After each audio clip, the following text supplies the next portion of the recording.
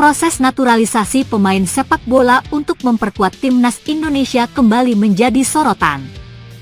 Kali ini, Emil Audero, Dean James, dan Joey Pelupesi menjadi pusat perhatian setelah pengambilan sumpah mereka sebagai warga negara Indonesia, WNI, dilakukan di Roma, Italia, pada 10 Maret 2025. Keputusan ini menimbulkan banyak tanda tanya, terutama terkait prosedur hukum dan percepatan proses yang dilakukan oleh pemerintah dan PSSI.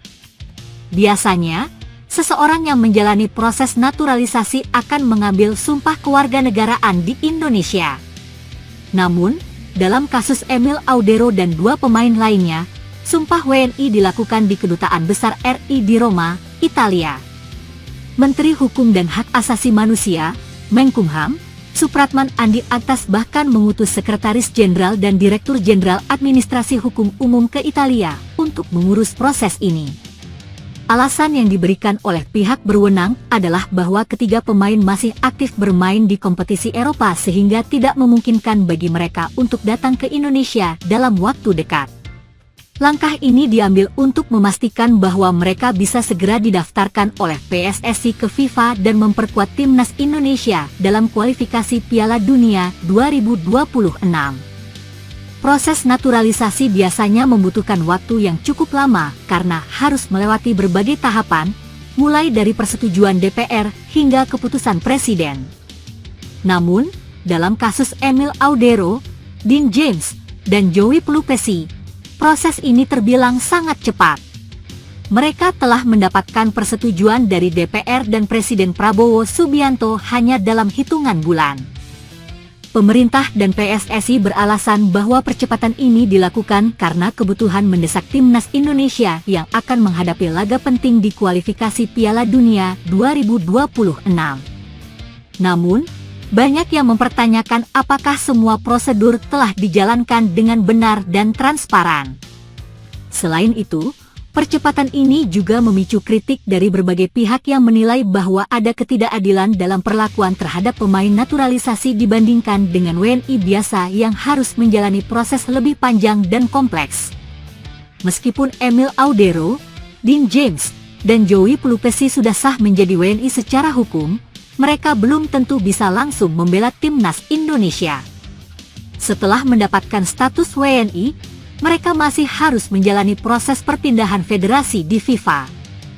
Proses ini bisa memakan waktu beberapa minggu hingga beberapa bulan, tergantung pada kelengkapan dokumen dan persetujuan dari federasi negara asal mereka. Hal ini berarti ada kemungkinan bahwa mereka belum bisa bermain di laga melawan Australia pada 20 Maret 2025, tetapi berpotensi tampil saat Indonesia menghadapi Bahrain pada 25 Maret 2025. Di tengah berbagai pertanyaan dan kritik yang muncul, PSSI dan pemerintah tetap optimis bahwa naturalisasi ketiga pemain ini akan memberikan dampak positif bagi timnas Indonesia. Ketua Umum PSSI, Erick Thohir, menyatakan bahwa proses ini sudah sesuai dengan kebutuhan tim dan telah dipersiapkan dengan baik. Kami ingin memastikan bahwa timnas Indonesia memiliki kekuatan terbaik untuk menghadapi lawan-lawan tangguh di kualifikasi Piala Dunia 2026. Emil Audero, Dean James, dan Joey Pelupesi adalah pemain yang bisa memberikan kontribusi besar, ujar Erick. Menteri Hukum Supratman juga menegaskan bahwa tidak ada yang salah dalam proses ini. Menurutnya, pengambilan sumpah di luar negeri bukanlah pelanggaran hukum, selama dilakukan di Kedutaan Besar RI dan sesuai dengan prosedur yang berlaku. Proses sumpah WNI Emil Audero, Dean James, dan Joey Pelupesi memang penuh dengan keanehan, mulai dari lokasinya di Roma hingga percepatan proses naturalisasi mereka. Meskipun secara hukum semuanya tampak sah, tetap ada pertanyaan besar terkait transparansi dan keadilan dalam proses ini.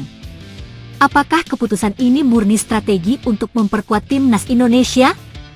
Ataukah ada kepentingan lain yang berperan di baliknya? Yang jelas, publik dan pengamat sepak bola akan terus mengawasi bagaimana kelanjutan dari proses ini dan apakah ketiga pemain benar-benar bisa memberikan dampak signifikan bagi skuad Garuda. Calon pemain naturalisasi Indonesia, Dean James, mencetak gol ketika Go Ahead Eagles mengalahkan NEC Nijmegen di Stadion Govaert Stadion, Minggu 9 Maret malam. Dalam laga ini bek kiri timnas Indonesia, Kelvin Verdonk, tidak bermain membela tuan rumah NEC Nijmegen karena hukuman larangan bertanding. Sementara James yang rencananya akan mengucap sumpah WNI bersama dengan Emil Audero dan Joey Pelupesi pada Senin 10 Maret tampil sebagai starter di kubu Go Ahead Eagles. James bermain di posisi fullback kiri, sama seperti posisi Verdonk, dan memberi kontribusi pada skuad asuhan Paul Simonis.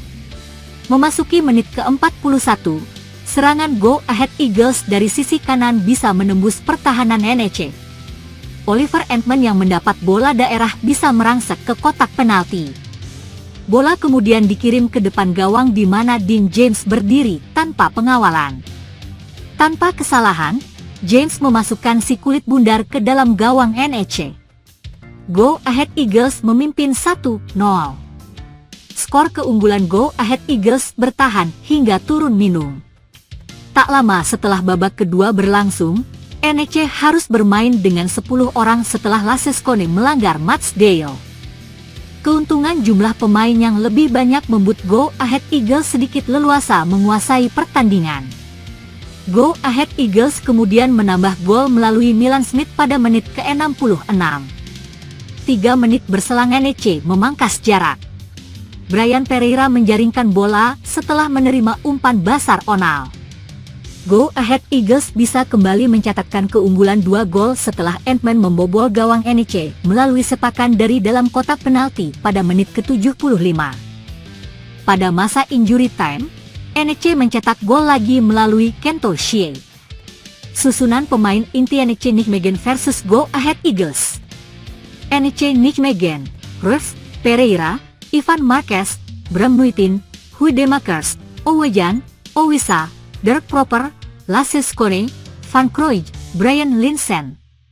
Go Ahead Eagles, De Boer, Matsdale, Nauber, Kramer, Dean James, Lindhorst, Lansana, Oliver Entman, Edvardsen, Surai, Milan Smith. Meskipun sudah tidak lagi menjabat sebagai pelatih timnas Indonesia, Shin Tae-yong ternyata masih memiliki pengaruh dalam pemilihan skuad Garuda di era Patrick Kluivert. Pelatih asal Korea Selatan itu meninggalkan fondasi yang kuat bagi timnas, yang kini coba dimanfaatkan oleh Kluivert dalam membangun strategi menghadapi kualifikasi Piala Dunia 2026. Ketika diumumkan sebagai pelatih baru timnas Indonesia, Patrick Kluivert langsung menyampaikan apresiasi terhadap pekerjaan Shin Tae-yong. Saya sangat menghormati pekerjaan yang telah dilakukan Shin Tae-yong. Dia membangun tim yang solid dan penuh potensi. Itu menjadi dasar yang baik bagi saya untuk bekerja, ujar Kluivert dalam wawancaranya dengan media Belanda De Telegraaf. Berkat kepemimpinan Shin Tae-yong, Indonesia saat ini berada di peringkat ketiga grup C kualifikasi Piala Dunia 2026. Situasi ini membuka peluang besar bagi skuad Garuda untuk melangkah ke putaran berikutnya. Kluivert menyadari bahwa merombak tim secara drastis justru bisa mengganggu stabilitas yang telah terbentuk.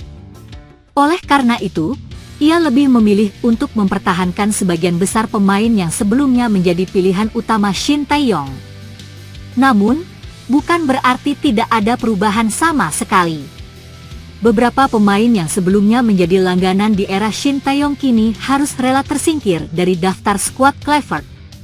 Asnawi Mangkualam dan Yakob Sayuri, misalnya, tidak masuk dalam daftar pemain yang dipanggil untuk laga melawan Australia dan Bahrain. Sebagai gantinya, Kluivert lebih mengandalkan pemain naturalisasi seperti Sandy Walsh dan Kevin Dix untuk mengisi posisi bek sayap. Setiap pelatih tentu memiliki preferensi sendiri dalam memilih pemain. Saya melihat ada beberapa perubahan yang perlu dilakukan untuk menyesuaikan dengan gaya bermain saya, ujar Kluivert. Namun, saya tetap mempertahankan banyak elemen yang sudah dibangun oleh Shin Tae-yong karena itu merupakan pondasi yang kuat bagi tim ini. Kehadiran pemain diaspora yang berkarir di Eropa juga menjadi salah satu faktor yang membuat Kluivert yakin dengan masa depan timnas Indonesia. Beberapa pemain seperti Ragnar Oratmanguyen, Martin Paes, dan Ivar Jenner tetap menjadi bagian dari skuad Garuda, sebagaimana yang diinginkan oleh Shin Tae-yong sebelumnya.